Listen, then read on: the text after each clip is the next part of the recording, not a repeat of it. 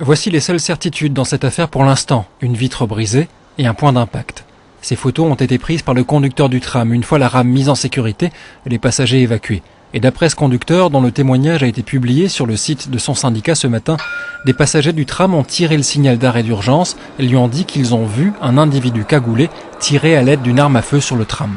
C'est très surprenant et c'est effrayant également de voir que ça se passe en plein jour dans un tramway qui était plein à craquer, en heure de pointe, avec le risque qu'une personne se prenne le projectile si c'est un caillou ou une balle en pleine tête et qui peut décéder de la chose, quoi. Pour l'instant, on a eu beaucoup de chance et je pense que cette chance risque de nous quitter un jour.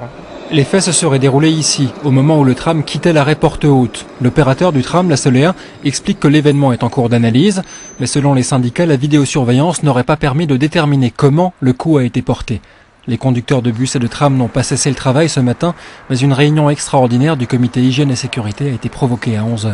Je vous avoue qu'on est un peu on est assommé par ce qui se passe. C'est pas la première fois. Moi-même, je ne sais plus quoi faire.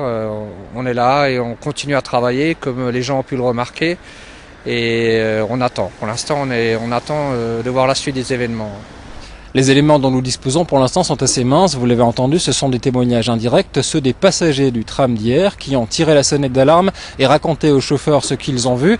Un individu cagoulé qui aurait, à l'aide d'une arme à feu, tiré depuis l'extérieur vers l'intérieur sur une vitre du tram.